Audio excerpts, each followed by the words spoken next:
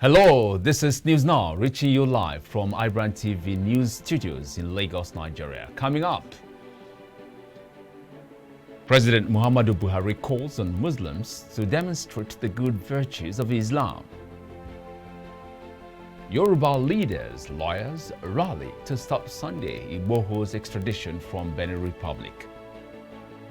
South African court grants former President Jacob Zuma's request for a delay in his arms deal corruption trial. Myanmar politician Nyan Win dies in hospital after becoming infected with COVID-19.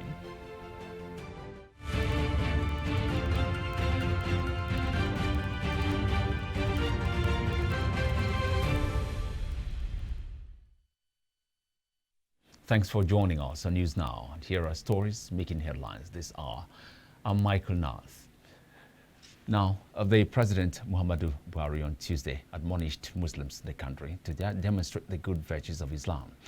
This was disclosed in a statement signed on Monday, while the Senior Special Assistant to the President on Media and Publicity, Garba Shehu, speaking on the significance of the EID-EL-KABIR celebration, the President appealed to Muslims to demonstrate the good virtues of Islam through personal examples and practices. The President also frowned at taking advantage of the celebration to exploit fellow citizens through outrageous prices of food and arms. Reflecting on current challenges facing the country, the President said that the COVID-19 pandemic has taken a heavy toll on the economies of all countries, including Nigeria, in addition to the fact that floods have caused large-scale destruction to agricultural farmlands, thereby impacting negatively on our efforts to boost local production in line with policy to drastically reduce food importation. Buhari, however, reassured Nigerians that his administration is taking measures to address the nation's security challenges. Former President Goodluck Jonathan has urged Nigerians to be united despite challenges confronting the nation. He said this in a message to congratulate Muslims on their 2021 Eid-el-Kabir celebration. Former President urged Muslim brothers and sisters and all citizens to reflect on the significance of the season and apply the lessons in all aspects of our national life. Similarly, former Vice President ATIKU ABUBAKAR on Tuesday says Nigeria needs to heal from mistrust. In his goodwill message, ATIKU also tasked Nigerians on peaceful coexistence, mutual respect and tolerance. ABUBAKAR made this call in a statement personally signed by him. He noted that peaceful coexistence, mutual respect and tolerance were virtues needed by Nigerians to heal the country of all shades of mistrust.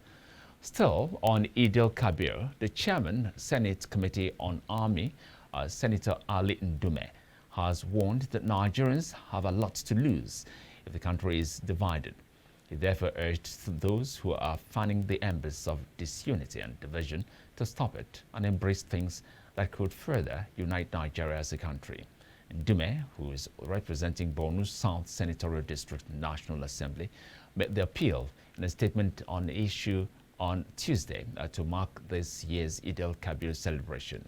He advised Nigerians to shun acts that are capable of heating the polity.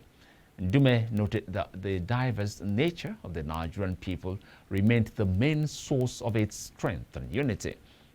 Muslims in Nigeria have joined their counterparts across the globe to celebrate the 2021 Eid-el-Kabir, also known as Eid-el-Adha. In the nation's capital, Muslims converged on the Abuja National Eid ground to observe the 3 RAKAT. The prayers were observed with strict adherence to the COVID-19 protocols. The prayer was led by the Imam of the National Mosque, Muhammad Kabir Adam. In his solemn message, the Muslim cleric urged Muslims to imbibe the virtues of self-sacrifice, obedience to God, and love for humanity as exemplified by Prophet Ibrahim. The Minister of FCT, Mohammed Bello, while addressing journalists at the end of the prayers, called on residents of the nation's capital to be law-abiding, security-conscious and united. In Lagos, Muslim faithful also marked the Eid-el-Kabir celebration. Some of them who spoke with our correspondent also expressed their minds on the essence of the season. Celebrating all over the world today. We are celebrating Eid-el-Adha. To my Muslim brothers and sisters all over the universe, I'm Safiya. The importance of today, as we all know, is a very significant day in the life of all Muslims. This is the special day for us through our Prophet Ibrahim alayhi salam. Allah subhanahu wa ta'ala asked him to sacrifice his only child, and he did not refuse, and for that Allah gave him a better thing in return. So today we are all celebrating that. Assuming he did not agree to obey Allah subhanahu wa ta'ala, maybe this celebration today wouldn't have come. So we are very grateful for that. The advice I have for my Muslim brothers and sisters is to always speak the truth, no matter what, and to love one another. To speak the truth. Prophet Ibrahim spoke the truth, that's why Allah saved him. Prophet Muhammad spoke the truth, Allah always protect him. So if you also always speak the truth, Allah will protect us and provide for us from the means by which we did not know.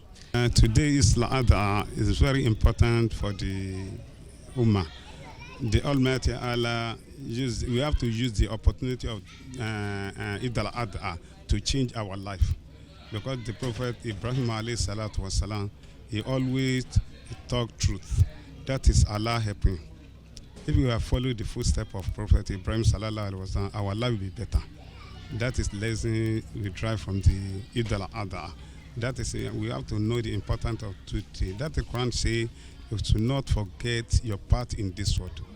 Our part in this world is truth. So always be truth. If we have truth, there's no problem in this life.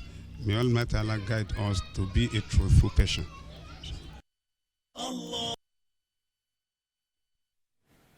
Some group of lawyers have been mobilized to stop the extradition from Benin Republic to Nigeria. That's talking about the renowned historian Professor Banji Akintoye, who had confirmed IGBOHO'S arrest, said he and others are working to provide assistance for IGBOHO to prevent his extradition into Nigeria, saying Benin Republic is a land that respects the rules of law.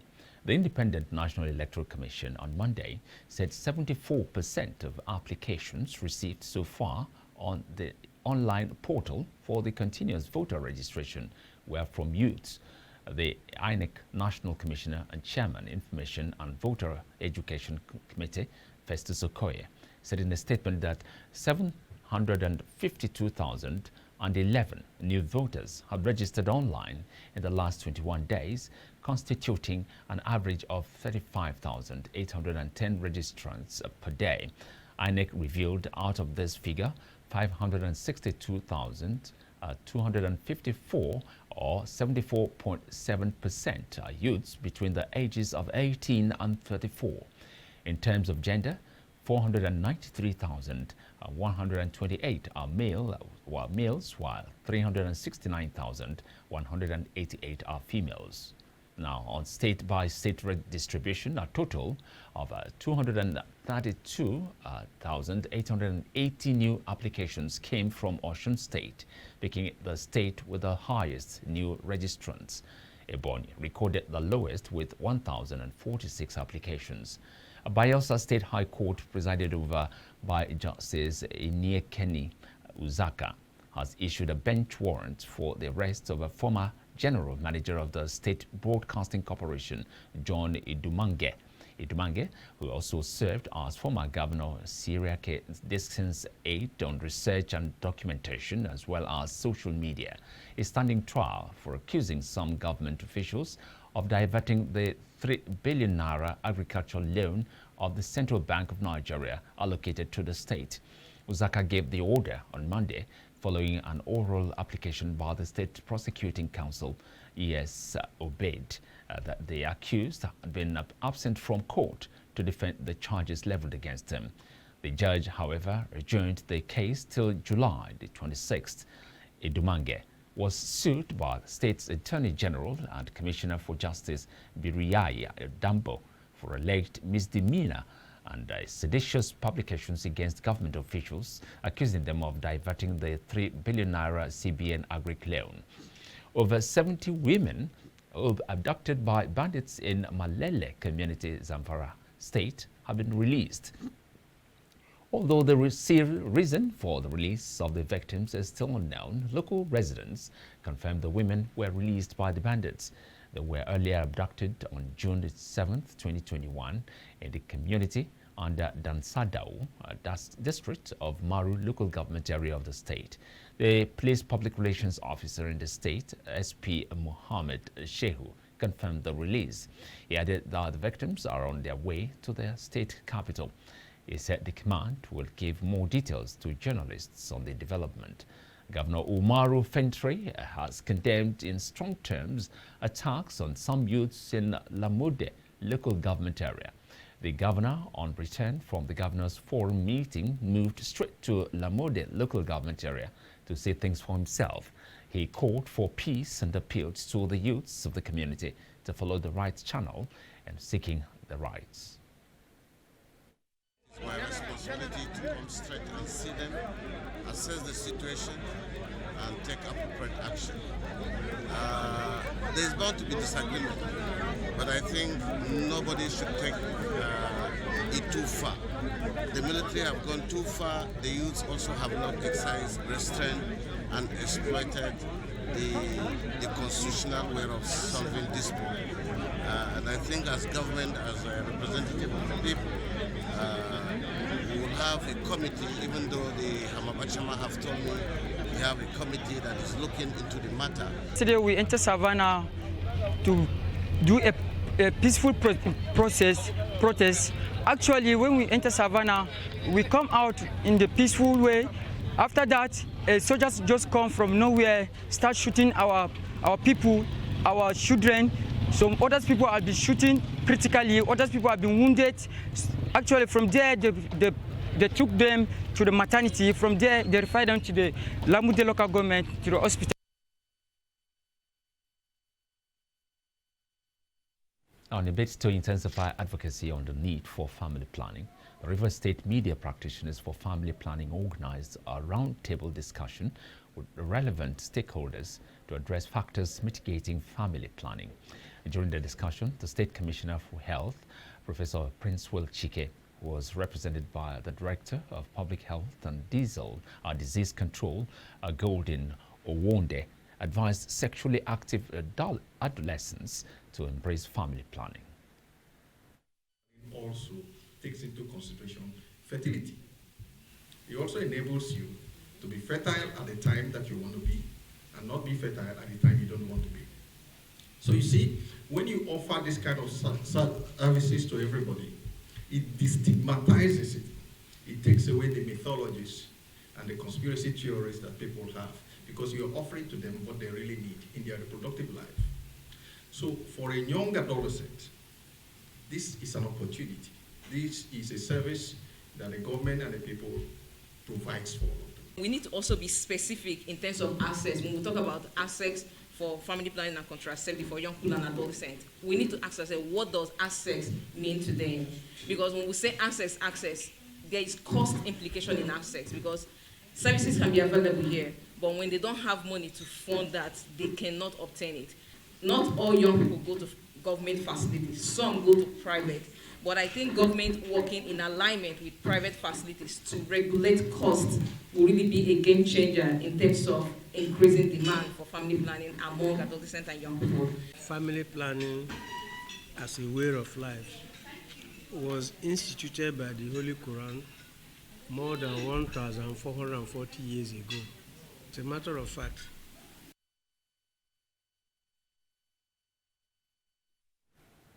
Again, residents of Iwara in the central local government area of Oyo State have reasons to stay awake all night as members of Nigerian customs attacked suspected smugglers in Iganga. Responding to the ugly incident, the customs public relations officer, Theophilos Dunia, revealed that the customs officer and a soldier on duty were injured in an unprovoked attack by smugglers. Exactly 7:30 p.m. at the evening time, one of our Amotekun's commandant from Braba North, he called us and he told us that there's army and custom are continuing to destroy IGBOHO'S North. And immediately effect, we have called our commandant from the states, and our state commandant told us to go and rescue them. As we are going along the road, we have met them, and we are continuing to spray to shoot us, and we are returning our own back. But our commandant is not among us by that time. He come from their own place.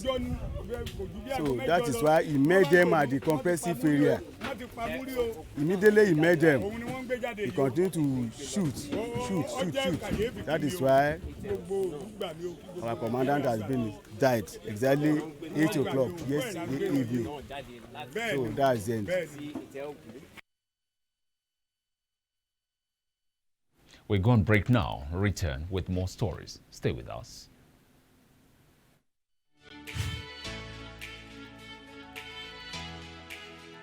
Most people don't understand the magic of the perfect skin, the allure of the well-pampered skin. We bounce from skincare products to skincare products, from spa to spa.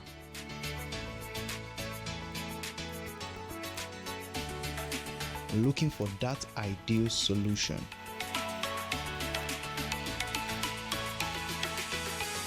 I found the solution.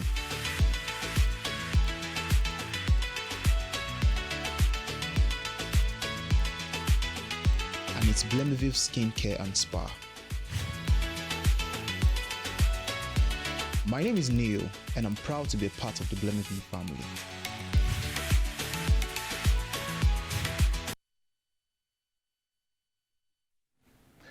You're welcome back. African news now. Former President of South Africa, Zuma, is accused of receiving kickbacks over a $2 billion arms deal from the 1990s. He pleaded not guilty in May to charges including corruption, fraud, and money laundering. He has evaded prosecution for more than a decade and portrayed himself as a victim of a politically motivated witch hunt. Efforts to hold him to account are seen as a test of the country's ability to hold powerful politicians to account. The trial is adjourned to 10th to 13th August 2021. Pieter Maritzburg, High Court Judge Piet Cohen, said he did not give the reasons why he allowed the delay. Zuma has started a 15-month sentence for contempt of court. Nationals of West African states on Monday staged a protest in the Central African Republic capital, Bangui, to denounce the new fees for acquiring residence permits. The protesters rallied outside the Nigerian embassy in Bangui. They criticized charges as exorbitant and discriminatory.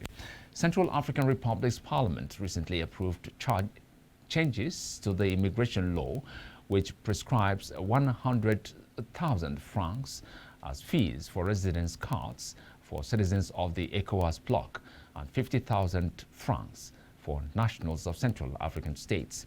Conflict hits Central African Republic is home to many foreigners from West Africa. They mostly work in the business and retail sectors. You're watching News Now here on iBrandTV Lagos. Foreign News Now. His party made this known as the Southeast Asian country struggles with an exponential rise in infections. Nian Wen, 78, who had been held in Yangon's insane prison after being arrested when the army seized power in February the 1st, was transferred to hospital last week.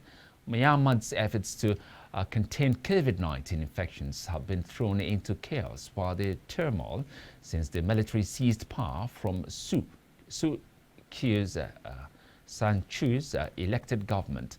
According to the military-controlled health ministry, only about 1.6 million people had been vaccinated out of a population of 54 million.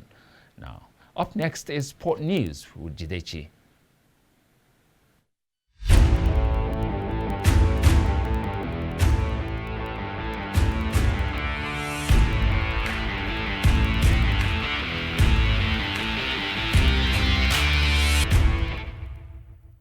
Welcome to the Sports Update. I am Jidechi Chidi Ezie.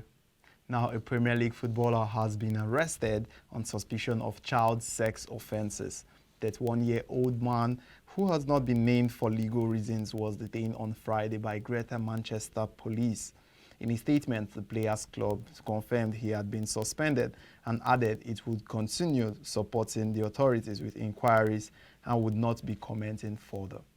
The footballer has been since bailed pending further inquiries.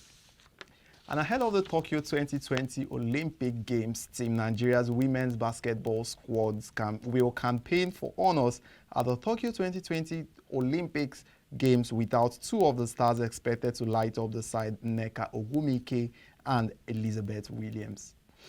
The WNBA duo were listed in the provisional team by coach Otis Hughley, but their inclusion was challenged by the United States, which they had earlier represented.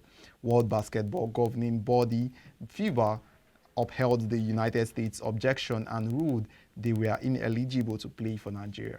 The Nigerians took the case to the World Sports Judiciary Board Court of Arbitration for Sports Cars, which is set to be determined by July the 26th.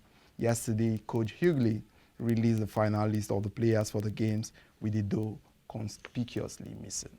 And that's all for now on the sports update. Back to you in the studios, Michael.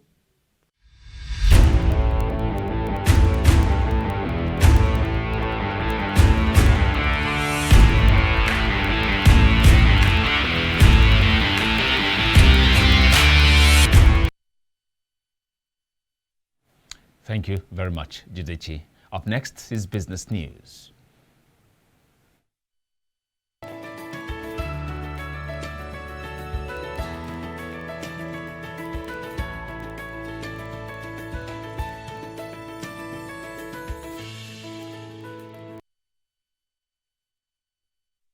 "22 firms listed on the Nigerian Exchange Limited saw their share prices increase on Monday, with trading volume rising by 189.27%. Investors in the equities market gained 3 billion naira as the market capitalization rose to 19.77 trillion naira, while the NGX all-share index increased by 0.01% to 37,952.65 basis points.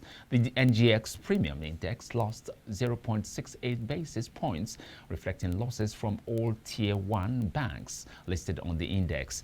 Eterna PLC led the gainers chart with a 10.00% increase in its share price, closing at 7.15 naira. It was followed closely by University Press PLC, which rose by 9.93% to close at 1.55% per share. Now, the international oil benchmark Brent crude tumbled below the $70 per barrel mark on Monday after the Organization of the Petroleum Exporting Countries and its allies agreed to increase their production by 400,000 barrels per day starting from August. Brent, against which Nigeria's crude oil is priced, fell by $5.01 to $68.58 per barrel as of 7 to 25 p.m. Nigerian time on Monday, the lowest level since May the 21st. After 2.5 weeks of wrangling, OPEC and its allies, a group called OPEC, resolved on Sunday to increase their overall production by 400,000 barrels per day or a monthly basis starting from August until phasing out the 5.8 million barrels per day production adjustment. The alliance also granted 5 countries, Saudi Arabia, Russia, the UAE, Iraq and Kuwait, even higher output targets starting in May 2022, according to S&P Global Platts.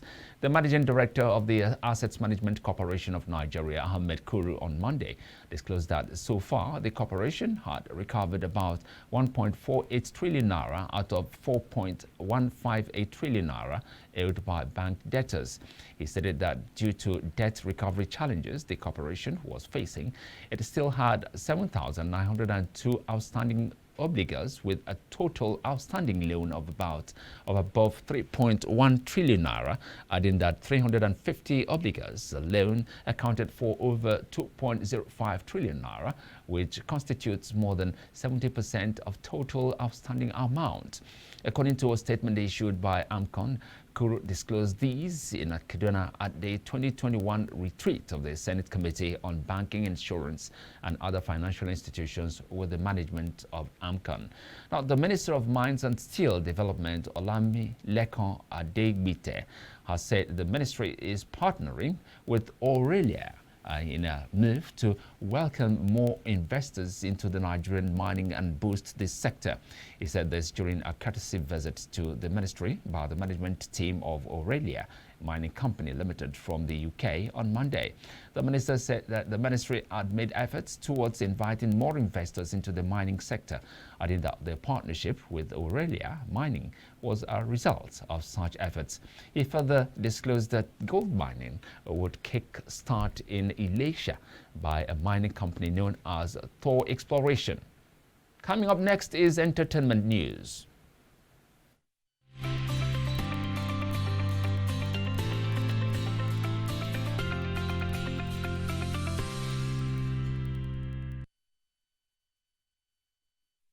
Nigerian businessman and owner of Cubana Group, Obi Cubana, has hit over 1.2 million followers in less than a week on Instagram following the burial ceremony of his mother in Oba, Anambra State last weekend. Obi Cubana went viral on social media following the videos of heavy spending and lavish party which took place during his mother's burial ceremony. Recall that he received over 200 cows from his friends and associates, as well as expensive poncho, which carried the image of his late mother. Nollywood actress Nkechi Blessing has raised an alarm on discovering that her photos are being used by Yahoo boys for fraudulent purposes. The actress took her Instagram page to share a photo of her that's being used by unknown people on Instagram with its location at Madison. Reacting to this, Nkechi insisted that this is the only reason she always turns on her location on Instagram so that her fans will be aware of her whereabouts. She wrote, quote, "Even though some miscreants always have a problem with it, fall for it, this scam at your own risk. I know they, Madison Ide, Lagos, Nigeria." And that wraps up News Now here on this platform. Thanks very much for being a part of it all. I'm Michael Nath.